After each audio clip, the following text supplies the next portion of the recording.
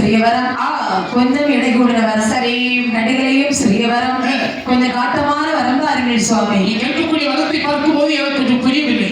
புரிவழியான வரத்தை கொடுக்கிறேன். பகவானே, என் கையிலே 5 விரல் இருக்கிறது பாருங்கள். ஆட்காட்டி விரலை கொண்டு சரி சித்தரசர்கள் கழுத்துக்கு நிகராக என் விரலை நீட்டுகின்றேனோ அவர்கள் தலை சுக்கல் சுக்கலாக அச்சு விடுபடியான வந்தார்கள் சுவாமி. அக்கா, என்ன தேவர்களும் முனிவர்களும் செய்ய முடியாத அடியாரும் பெரிய தவத்தை செய்திருக்கிறார். சரி, உனக்கு மேலான வரவல்லவா நான் தரலாமல் இருக்கிறேன். அது என்ன வரம்? சாரூப சாமீப சாரூப சாய்ச்சி என்று சொல்லக்கூடிய 4ஆம் மதத்தை தரலாமல் இருக்கிறேன். 4ஆம் மதத்தை கொண்டு நான் நல்ல காரியம் செய்ய முடியாதே சுவாமி. என்னுடைய மைத்தனுடைய கழுத்திலே துளசியை மாறி இருக்கிறது. சரி, அதை உனக்கு தருகிறேனே. மாலை கழுத்திலே போட்டால் பார்க்க அழகாக இருக்கும், ஆனால் என் மாற்றானை வெல்ல முடியாதே சுவாமி. அப்படியா? ஆமா. பார்வதி ஆனவன் கைலாசவரையில் என்னுடைய இடப்பாக அமர்ந்திருக்க, வலப்பக்கத்தில் கண்ணப்பனாரி என்று சொல்லக்கூடிய திருநப்பன் அமர்ந்திருக்க, உன்னை அடுத்தபடியாக அமர வைக்கலாம் என்று இருக்கிறேன். பகவான் பக்கத்தில் இருக்க வேண்டுமானால் புண்ணியம் செய்திருக்க வேண்டும். சரி, ஆனால் அந்த வரம் எனக்கு இப்போது தேவையில்லை. நான் கேட்ட பிரகாரம் நீட்டின விரலுக்கு தலை நெருக்கும்படியான வரத்தை தாருங்கள். நினைப்பால் கேட்டது கொடுப்பது நமது கடமை. பெண்ணை என்ன அவ பக்தனை உனக்கு நான் வரம் தருகின்றேன் என்று 18 விதமான வேளதாளங்கள் முழங்க ஆண்டவன் அரக்கனுக்கு வரம் சொல்லி கொடுக்கின்ற நமது குணதுடல் பொடிபடவே தந்தை நீ கேட்ட வரம் அதுதான். கேட்ட வரம் நான் சிவனாரே, கேட்ட வரம் நான் சிவனாரே, கேட்ட வரம் நான் சிவனாரே. சந்தோஷம் வைத்தானையா, சந்தோஷம் வைத்தானையா, கேட்ட வரம் நான் சிவனாரே, கேட்ட வரம் நான் சிவனாரே, கேட்ட வரம் நான் சிவனாரே, சந்தோஷம் வைத்தானையா, சந்தோஷம் வைத்தானையா. தனமான பூமியில் உனதுடல் பொடிபட தந்தே நீ கேட்ட வரம் என்று சொன்னார் சிவபெருமான். தந்தையன் என்று சொன்னவுடனே ஆடினான் பாடினான் ஆனந்தம் கூத்தாடினான். சரி, பூரி போல் நின்றவன் புலியைப் போல் சீறினான். ஆமா, வர வாங்குவட்டும் ஆண்டவரை அறிவடைகின்றான். வர வாங்கிய பின்பு அவகாரத்தில் கூட ஒரு வார்த்தை சொல்லவில்லை, போய் வருகிறேன் என்று. ஆமா, வேட்டுப்பட்ட புலி எவ்வளவு வேகத்தோடு வருமோ வேகத்தோடு வந்து கொண்டிருக்கிறார். அங்கே எதிர்கள் பேரிலே விரலை நீட்ட வேண்டும், இழந்த நாட்டு மறுபடியும் ஆள வேண்டும் என்று வல்லரக்கன் மனதளவிலே விரலை நீட்டி வருகின்றார். வரும்போது பார்த்தார் பார்க்கடல் வண்ணன். அதான் சிவபெருமான் அரக்கனுக்கு வரை கொடுத்தோடனே வல்லரக்கன் எந்தா போக்கு போறானே, இவன் இப்படி விட்டால் பூலோகத்தில் போனவுடனே விரலை நீட்டுவான், எல்லோருக்கும் தரையும் தெரிவித்துவிடும் என்ற அரக்கனுடைய சிந்தனையை மாற்றி செய்கின்றார்.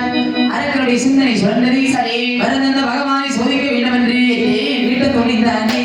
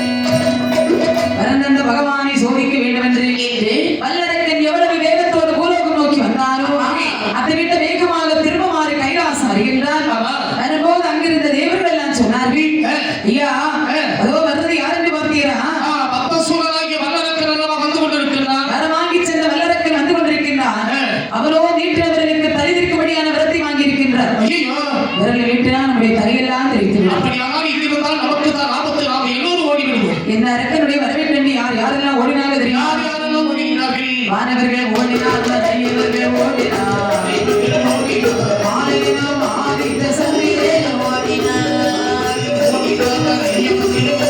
மறையவதை ஓடினார், ஆதித்த சந்திரே ஓடினார்.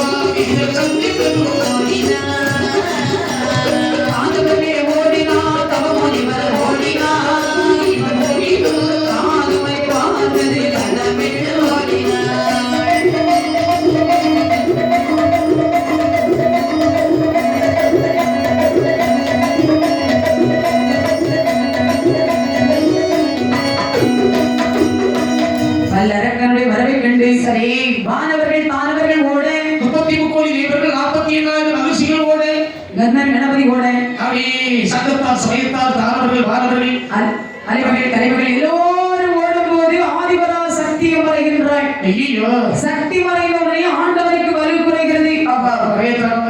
ஏனையா ஏன்னா சக்தி இருக்கக்கூடிய நேரத்துல கொஞ்சம் பலமா இருக்கும். பயனாச்சுன்னா இவருக்கு பல குறைந்தாலும் செய்யும். ஆமா அத மாதிரி பகவான் நிற்கின்றார். ஆகா வருடத்தை நம்மளையெல்லாம் வல்லரக்கன் சோதிக்க வேண்டும் என்று வருகின்றார் என்று பகவான் உண்மையிலே உலகில்லை நிஜம் இங்கிருக்க ஒரு நிழலை காண்பிக்கின்றார். நிழலை நிஜம் என்று நம்பினான் வல்லரக்கன்.